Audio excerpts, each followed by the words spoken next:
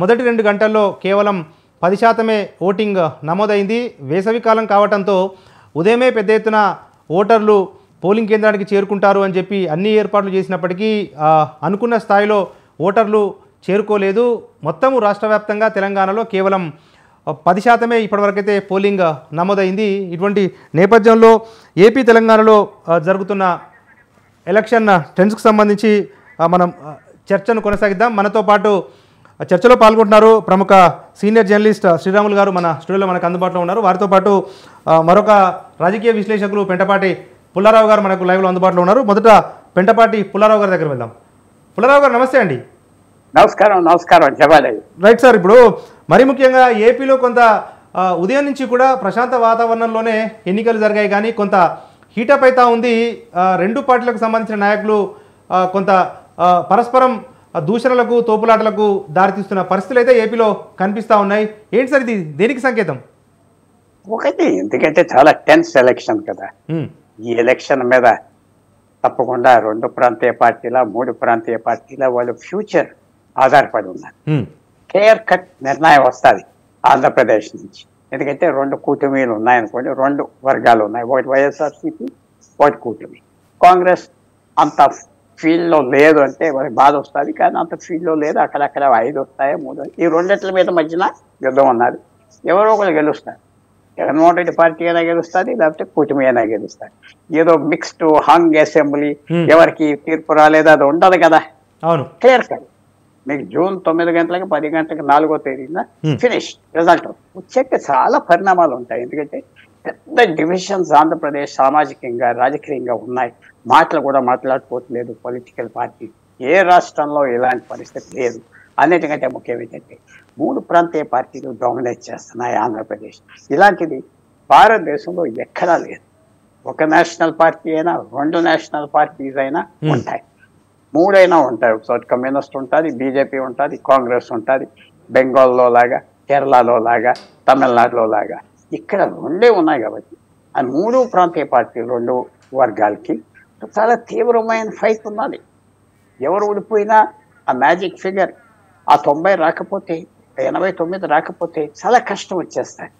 వాళ్ళు ఎవరు గెలుస్తారో వాళ్ళు తప్పకుండా వెంజన్స్ తీసుకుంటారు కదా. నేను మాట వాడుతున్నానంటే ఫుల్ నాలెడ్జ్తో వాడుతున్నాను. మనం చూసాం కదా ఎలా జరిగిందో గత 3-4 సంవత్సరాలు ఆంధ్రప్రదేశ్ రాజకీయం తీవ్రంగా జరిగింది కదా. తెలంగాణలో కాదు, ఎక్కడ కాదు. న్యాచురల్గా తోసుకుంటారు, లాక్కుంటారు. సాయంకాలం వచ్చేటప్పటికి విశేషంగా బూత్స్ దగ్గర అల్లరవుతుంది, అవ్వచ్చు.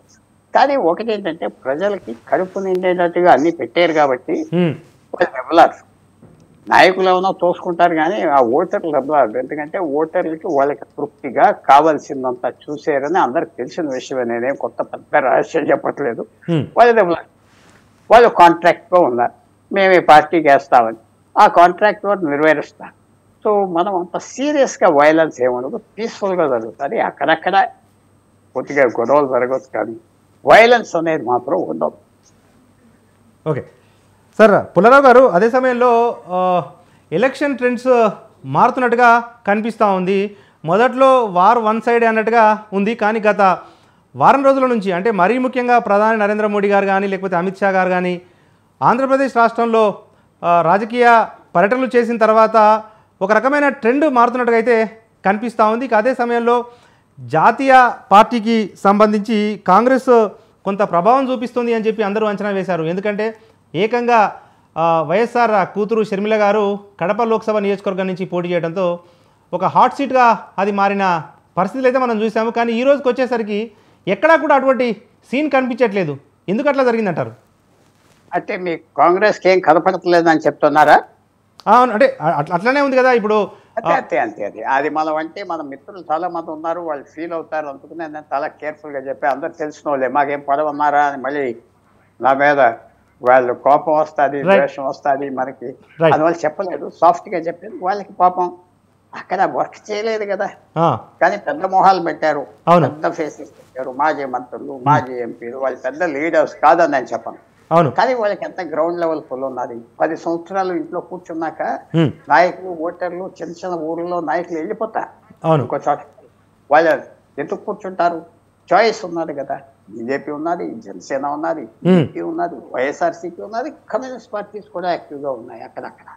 అందువల్ల కాంగ్రెస్ పార్టీకి నేను అనుకునేది ఒక 4-5% ఓట్లు వస్తే రాష్ట్రం అంతా చాలా గొప్పగా చేశారు ఈసారి.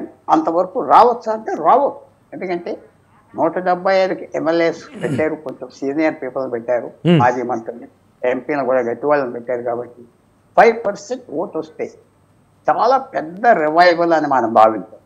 అలాగే కడప సీట్లో రాజశేఖర రెడ్డి గారు అమ్మాయి షర్మిల ఏదో ఫైట్ ఇస్తుంది, కానీ ఎంతవరకు ఆ ఫైట్ వెళ్తుంది? వాళ్ళు ఉన్న స్థానిక గవర్నమెంట్ పార్టీని వదిలేస్తారా ఓటర్లు? అక్కడ ఎవరు ఎక్కడ వేసారో అందరికి తెలిసిపోతుంది కదా. వాళ్ళు వదులుకుంటారా ఆ హార్బర్ని, ఆ పెద్ద వాడని? అది నాకు అనుమానం ఉండాలి. ఆమెకు ఓట్లు పడితే బాగా పడవచ్చు, కానీ గెలిసే అని పడతాయా? దాంతోపాటు తెలుగుదేశం కూడా క్యాండిడేట్ పెట్టారు కదా. ఆమెకి ఏదో వీక్ క్యాండిడేట్ పెట్టాము, ఇవన్నీ పనిచేయు. క్యాండిడేట్ పెట్టకుండా తెలుగుదేశం ఆమెకు సపోర్ట్ ఇస్తున్నామంటే పెద్ద ఫైట్ అయిపోయింది. ఇప్పుడు ఆమె ఎంతవరకు చేసేది? ఆమె ఏమన్నా ఆలోచన అంటే నేను చెప్పేది కాదు. ఆమె ఏదో 3 లక్షలు ఓట్లు వస్తాయి, జగన్ క్యాండిడేట్ ఓడిపోతాడు, అది పెద్ద విజయం, ఇది గెలుస్తాడు. అంతవరకు డివైడ్ చేయడానికి పెట్టారా, ఓట్లు కోయటానికి పెట్టారా, అది మనకు తెలిసిపోతారు. టీడీపీ కడపలో క్యాండిడేట్ పెట్టకుండా ఆమెని మేము ప్రత్యేకమైన సీట్ కాబట్టి మేము సపోర్ట్ చేస్తామంటే విశేషమైన ఫైట్ వచ్చింది. అది చేయలేదు. సార్ తిరిగి మీ దగ్గరకు వస్తారు. మనకు బ్రేకింగ్స్ అందుతూ ఉన్నాయి. ఏపీలో ఓటింగ్ పోటెత్తుతోంది. ఓటర్లు బారులు తీరారు. మందకోడిగా ప్రారంభమైన పోలింగ్ ఇప్పుడైతే ఊపందుకున్న వార్తలైతే ఏపీ నుంచి వస్తూ ఉన్నాయి. సార్వత్రిక ఎన్నికల్లో భాగంగా ఆంధ్రప్రదేశ్ అసెంబ్లీతో పాటు పార్లమెంటుకు పోలింగ్ కొనసాగుతోంది. మొత్తం 175 శాసనసభ నియోజకవర్గాలతో పాటు 25 పార్లమెంటు స్థానాలకు ప్రజలు తమ ఓటు హక్కు వినియోగించుకుంటున్నారు. ఉదయం 7 గంటల నుంచే పోలింగ్ కేంద్రాలకు బారులు తీరి తమ ఓటు వినియోగించుకుంటున్నారు ఓటర్లు. ఎమ్మెల్యే అభ్యర్థికి ఒక ఓటు, ఎంపీ క్యాండిడేట్కు మరొక ఓటు వేసి ప్రజాస్వామ్యంలో రాజ్యాంగం తమకిచ్చిన ఆయుధాన్ని ఉపయోగిస్తున్నారు. చెదురుముదురు ఘటనలు మినహా ఇప్పటి వరకైతే మొత్తము ఏపీ వ్యాప్తంగా ప్రశాంత వాతావరణంలోనే ఎన్నికలు జరుగుతూ ఉన్నాయి. 1-2 చోట్ల మాత్రం తోపులాటలు, పరస్పరం దాడులకు దిగుతున్న పరిస్థితులు అయితే కనిపిస్తూ ఉన్నాయి. ఉదయం 10 గంటల వరకు ఆంధ్రప్రదేశ్లో మొత్తం 15% పోలింగ్ నమోదైంది. ఇక ఏపీ తెలంగాణలో జరుగుతున్న ఎన్నికల ప్రక్రియ, ఎన్నికల సరళి అంశానికి సంబంధించిన డిబేట్ను కొనసాగిద్దాం. మనతో పాటు మన స్టూడియోలో సీనియర్ జర్నలిస్ట్ శ్రీరాములు గారు ఉన్నారు. సార్ శ్రీరాములు గారు నమస్తే. ఏంటి సార్ ఇప్పుడు పోలింగ్ పర్సంటేజ్ మీరు చూశారు. ఉదయం 3 గంటల నుంచి తెలంగాణలో కేవలం 11% పోలింగ్ నమోదైంది. ఇక బై ఎలక్షన్స్ ఉన్న కంటోన్మెంట్లో అయితే 7% కూడా పోలింగ్ మించలేదు. కారణాలు ఏముంటాయి సార్? కారణాలంటే లోక్సభ ఎలక్షన్స్ ఒక్కటే కాబట్టి ప్రజలు అంత ఆసక్తి చూపించలేదండి. ఇంకొకటి ప్రచారం కూడా ఎక్కువగా జరగలేదు ఇక్కడ. ఈ నరేంద్ర మోడీ, అమిత్ షా వీళ్ళంతా వచ్చి ఇక్కడ ప్రచారం చేసినా కానీ ప్రజలు అంత ఎంతూజియాస్టిక్గా వాళ్ళు ఎందువలన మరి రియాక్ట్ కాలేదు. ఓకే. కేసీఆర్ బస్సు యాత్రలో కూడా ఎక్కువ జనం ప్రజలైతే వచ్చారు, ఆయన విన్నారు, కానీ ఆ రియాక్షన్ అనేది ఎక్కువగా కనిపించలేదు అక్కడ కూడా. ఎందువలన తెలవట్లేదు. ఎలక్షన్స్ అయిపోయిన తర్వాత ఎనలైజ్ చేసుకుంటే కానీ మనకి అసలు ఏం జరుగుతుంది, ఎందుకు ప్రజలు ఇంత ఎంతూజియాస్టిక్గా లేరు ఓటు వేస్తానికి అనేది మనకు తెలియదు. ఎలక్షన్స్ అయిపోయిన తర్వాత ఎనలైజ్ చేసుకుంటే ఈ ఎలక్షన్స్ జరుగుతున్నప్పుడు, పోలింగ్ జరుగుతున్నప్పుడు ప్రజలు చెప్పరు. అవును. ఎలక్షన్స్ అయిపోయిన తర్వాత వాళ్ళు ఎందువలన ఓటు వేయలేదో, ఎందుకు ఇంత ఎంతూజియాస్టిక్గా అనాసక్తిగా ఉన్నారో కానీ చెప్పరు మనకి. అదేవిధంగా ఏపీని చూస్తే మట్టుకు చాలా ఉత్సాహంగా వాళ్ళు ఓటేస్తాకు వస్తున్నారు. అందులో సీనియర్ సిటిజన్స్ వస్తున్నారు. అవును. సీనియర్ సిటిజన్స్ ఇంత పెద్ద ఎత్తున ఓటింగ్ వేస్తానికి వస్తాం నేను ఫస్ట్ టైం చూస్తున్నాను. నా 40 years జర్నలిజం దీంట్లో 21 years రిపోర్టింగ్ చేసిన తర్వాత ఏపీలో సీనియర్ సిటిజన్స్ ఇంత ఎక్కువగా ఓటింగ్ వేస్తానికి వస్తాం అనేది ఇప్పుడే చూస్తున్నాను నేను ఎక్కువగా. ఎందువలన వస్తున్నారు? బికాస్ ఆఫ్ పెన్షన్స్ వాళ్ళకు వచ్చే దీని వలన వస్తున్నారా లేకపోతే దేనికి వస్తున్నారని తెలియదు. యూత్ కూడా ఎక్కువ వస్తున్నారు. మిడిల్ క్లాసు ఎక్కువగా రావట్లేదు అనిపిస్తాను నాకు చూస్తూ ఉంటే. ఎందువలన మరి ఏపీలో ట్రెండ్ ఎట్లా ఉంటుందనేది. ఇంకోటి ఏంటంటే ఏపీలో పోలరైజ్ అయిపోయారండి ఓటర్స్, రిచ్ పూర్ అని. ఇది ఎటు పోతుంది, క్లాస్ వారికి పోతుందా? ఓకే, ఈ క్లాస్ వారికి పోతే రేపు వచ్చే గవర్నమెంట్ దీన్ని ఎట్లా ఆపుతుంది, స్టాప్ చేస్తుంది? ఈ క్లాస్ వార్ అనేది చాలా ప్రమాదమైన. అవును, ఇది ఈ రిచ్ పూర్ మధ్యన డివైడ్ ఇంకా స్ట్రెంగ్తన్ అవుతుంది కానీ వీకెన్ అవట్లే. రిచ్ పీపుల్ ఒక పక్కన, పూర్ పీపుల్ ఒక పక్కన వెళ్ళిపోయారు. అక్కడ పోలరైజ్ అయిపోయింది బాగా. దీన్ని ఎట్లా ఆపాలి అనేది అన్ని పార్టీలు ఆలోచించాల్సిన పరిస్థితి ఇప్పుడు వచ్చింది. ఇప్పుడు మీరు అన్నట్టుగా నిజంగా రిచ్ పూర్ మధ్య ఒక సమతుల్యత దెబ్బతిని రెండు వర్గాలుగా డివైడ్ అయిపోతే సమాజంలో అశాంతి అనేది చెలరేగిపోతా ఉంది. దాన్ని కట్టడి చేసే తరం ప్రభుత్వాలకు కానీ లేకపోతే పౌర సమాజానికి కానీ కట్టడి చేస్తాం అనేది వీలు కాదండి. పోలీసులను డిప్లాయ్ చేసి వాళ్ళని లాఠీ చార్జ్ చేసి గుర్రాలతో తొక్కిచ్చినా కానీ అది ఏ విధంగా మనం వాళ్ళని పాసిఫై చేయాలి, ఏ విధంగా మనం ఒక పీస్ఫుల్ అట్మాస్ఫియర్ని క్రియేట్ చేయాలి సొసైటీలో అనేది ఇప్పుడు మనం ఆలోచించాల్సిన పరిస్థితి. కానీ కట్టడి చేస్తాం అనేది అది దానివల్ల శాంతి భద్రతల సమస్య కాదు. అది శాంతి భద్రత సమస్య కానే కాదండి. లా అండ్ ఆర్డర్ కానే కాదు అది. అది ఎట్లా వచ్చింది అనేది మనకి అంటే ఇప్పుడు నేను చెప్పకూడదు. పోలింగ్ జరుగుతాం కాబట్టి మనం సాయంత్రం పోలింగ్ అయిపోయిన తర్వాత అయితే మనం ఏమైనా చెప్పుకోవచ్చు మనం. ఓకే సార్, దాంతోపాటుగా ఇప్పుడు ఎలక్షన్ కమిషన్ అధికారులు పకడ్బందీగా వ్యవహరించాలి కదా. చాలా ఓటర్స్ డూప్లికసీ కనిపిస్తూ ఉంది. ఎందుకంటే తెలంగాణలో మన అసెంబ్లీ ఎన్నికల్లో వినియోగించుకున్న చాలా మంది ఇప్పుడు ఏపీలకు ప్రయాణమయ్యారు. మరీ ముఖ్యంగా టీడీపీ కానీ వైసీపీ కానీ ప్రత్యేకంగా బస్సులు పెట్టి ఓటర్లు మొత్తం తరలించుకుపోయారు. 2 ఓట్లు ఉండటం నిజంగా ఇబ్బందికరమే కదా. లాస్ట్ నైట్ నేను 12:30కి ఎల్బీ నగర్ క్రాస్ అవుతా అంటే ఎల్బీ నగర్ క్రాస్ అవుతానికి నాకు 1 అవర్ పట్టింది. ఓకే, అన్ని బస్సులు అక్కడ ఆగిపోయి ఏపీ ప్రజలను తీసుకెళ్తానికి బస్సులన్నీ. వాళ్ళు ఇక్కడ హైదరాబాద్లో ఉన్న వాళ్ళు ట్రావెల్ చేసేవాళ్ళు చాలా they are cursing the people అన్నమాట. ఏంటిది ఇట్లా బస్సులన్నీ ఒకేసారి రోడ్ మధ్యలో ఆగిపోయి ఇట్లా చేస్తూ ఉంటే ఎట్లాగనేది అసలు ఇక్కడ ఓటు వేసుకుని అక్కడ ఓటు ఎట్లా ఉంటున్నాయి, ఈ డూప్లికేసీని ఎట్లా ప్రివెంట్ చేయాలనేది ఈ ఎలక్షన్ కమిషను ఆలోచించాలండి. ఇప్పుడు ఎలక్షన్ కమిషన్ దీని మీద ఫోకస్ చేయకుండా ఏదేదో ఫోకస్ చేసి అనవసరమైన విషయాల మీద ఫోకస్ చేస్తున్నానేమో అనిపిస్తుంది నాకు. పోలీసులు అక్కడికి చేరుకున్నారు. ప్రస్తుతం అయితే పరిస్థితి అక్కడ ప్రశాంతంగానైతే కనిపిస్తోంది.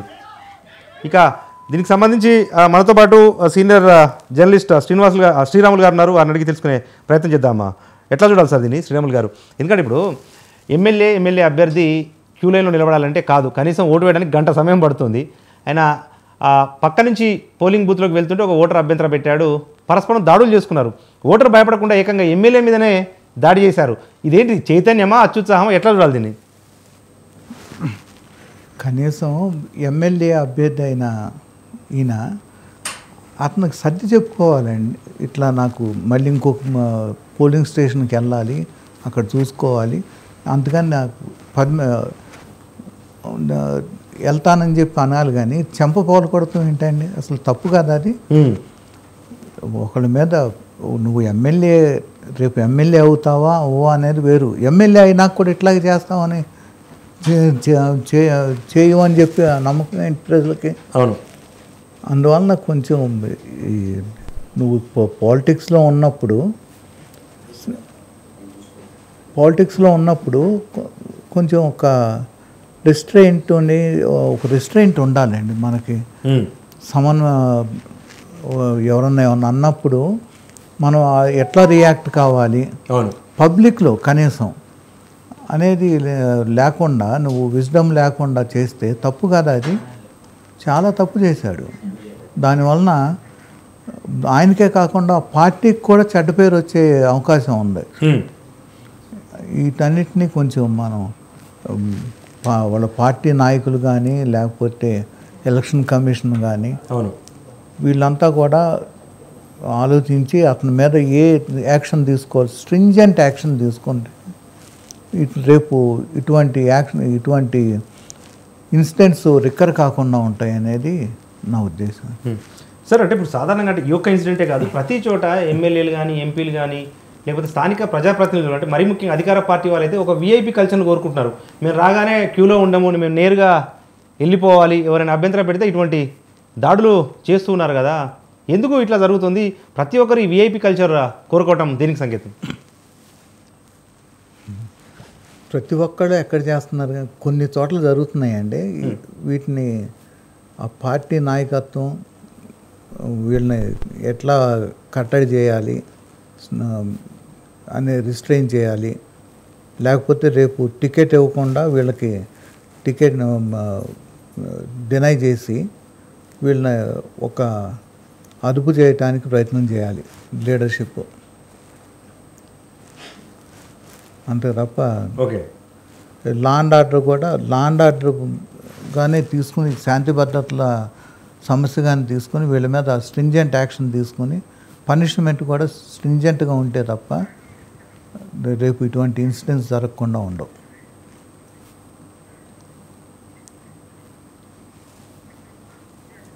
Okay, right sir, thank you.